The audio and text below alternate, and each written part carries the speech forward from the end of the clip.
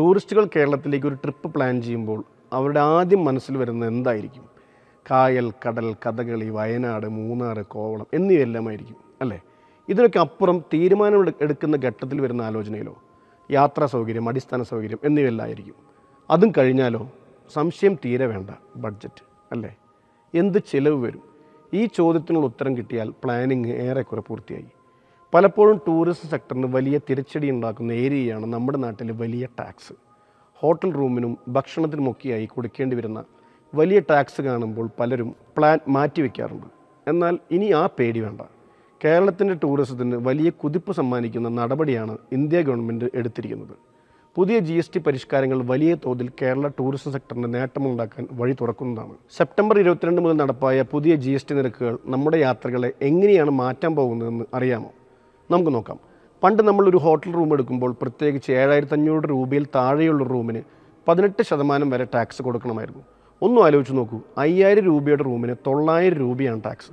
എന്നാൽ പുതിയ നിയമം വന്നതോടെ ഇത് 18% നേരെ 5% കുറഞ്ഞിരിക്കുകയാണ്. അതായത് വെറും 250 രൂപ. കൊള്ളാലേ? ഇത് ഹോട്ടലിൽ മാത്രമല്ല, ആയുർവേദ ചികിത്സകൾ, ഹോം സ്റ്റേകൾ, കൾച്ചറൽ ടൂറുകൾ ഇതിനെല്ലാം നികുതി കുറയും.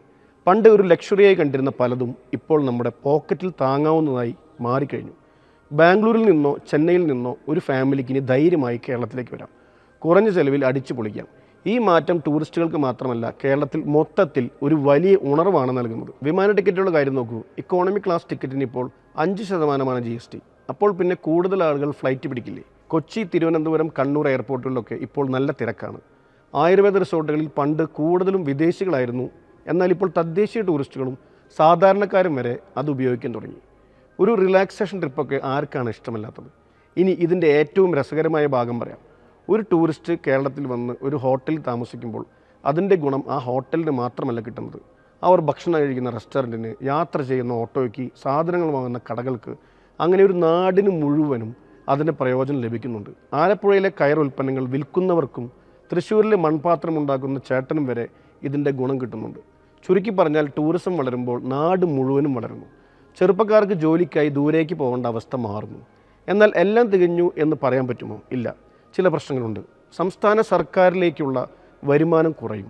പുതിയ GST മാറ്റങ്ങൾ കാരണം കേരളത്തിന് പ്രതിവർഷം ഏകദേശം 8000 മുതൽ 10000 കോടി രൂപ വരെ നഷ്ടം സംഭവിക്കാമെന്നാണ് പ്രതീക്ഷിക്കുന്നത്. ഇതൊരു ചെറിയ തുകയല്ല. നമ്മുടെ ആശുപത്രികൾ, പെൻഷനുകൾ, റോഡുകൾ തുടങ്ങി എല്ലാ വികസന പ്രവർത്തനങ്ങളെയും ഇത് സാരമായി ബാധിക്കും. എന്തുകൊണ്ടാണ് കേരളത്തിന് ഇത്ര വലിയ നഷ്ടം? കാരണം നമ്മുടെ കൺസപ്ഷൻ പാറ്റേൺ മറ്റ് സംസ്ഥാനങ്ങളിൽ നിന്നും വ്യത്യസ്തമാണ്. കേരളീയർ കൂടുതലായി വാങ്ങുന്ന ഇലക്ട്രോണിക്സ്, സിമൻറ്റ്, വാഹനങ്ങൾ തുടങ്ങിയ ഉൽപ്പന്നങ്ങൾക്ക് GST കൗൺസിൽ നികുതി കുറച്ചപ്പോൾ അതിൻ്റെ ഏറ്റവും വലിയ ആഘാതം സംഭവിച്ചത് കേരളത്തിനാണ്.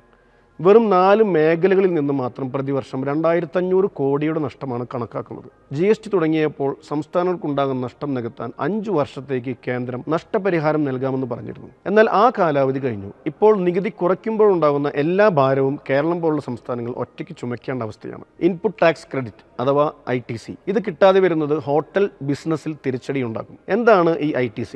സിമ്പിളായി പറഞ്ഞാൽ, ഒരു ഹോട്ടൽ ഉടമ തൻ്റെ ഹോട്ടലിലേക്ക് പുതിയ ബെഡ്ഷീറ്റോ AC സോഫ്റ്റ്വെയറോ വാങ്ങുമ്പോൾ അതിന് GST കൊടുക്കണം. മുൻപ് ഇങ്ങനെ കൊടുത്ത ടാക്സ് അവർക്ക് തിരികെ ലഭിക്കുമായിരുന്നു. ഇതിനെയാണ് ITC എന്ന് പറയുന്നത്. പുതിയ 5% സ്ലാബ് വന്നതോടുകൂടി 7500 രൂപയിൽ താഴെ വാടകയുള്ള ഹോട്ടലുകൾക്ക് ഈ ITC ക്ലെയിം ചെയ്യാൻ പറ്റില്ല. പിന്നെ ഈ 7500 രൂപയുടെ ലിമിറ്റ് ഓണം, ക്രിസ്മസ് പോലുള്ള സീസണുകളിൽ ഡിമാൻഡ് കൂടുമ്പോൾ റൂം റേറ്റ് ഈ ലിമിറ്റിന് മുകളിൽ പോയാൽ ടാക്സ് നേരെ 18% ആകും.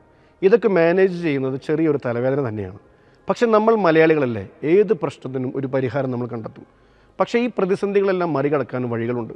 കൂടുതൽ ആളുകളെ അക്കോമഡേറ്റ് ചെയ്യുക എന്ന തന്ത്രത്തിലേക്ക് നമ്മുടെ സ്ട്രാറ്റജി മാറ്റണം. ടൂറിസം ബോർഡുകൾ ഓഫ് സീസണുകളിൽ ഓഫറുകൾ നൽകി ആളെ കൂട്ടുന്നു. അങ്ങനെ പല ഐഡിയകളും വരുന്നുണ്ട്.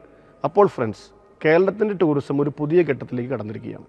കുറഞ്ഞ ചെലവിൽ യാത്രകൾ, വളരുന്ന പ്രാദേശിക സമ്പദ് വ്യവസ്ഥ, പുതിയ തൊഴിലവസരങ്ങൾ ഇതെല്ലാമാണ് പുതിയ GST പരിഷ്കാരങ്ങൾ നമുക്ക് സമ്മാനിക്കുന്നത്. ഇനി ഒരു യാത്ര പ്ലാൻ ചെയ്യുമ്പോൾ കേരളം അവരുടെ ലിസ്റ്റിൽ ഒന്നാമതുണ്ടാകട്ടെ. ഈ മാറ്റങ്ങളെക്കുറിച്ചുള്ള നിങ്ങളുടെ അഭിപ്രായം എന്താണ്?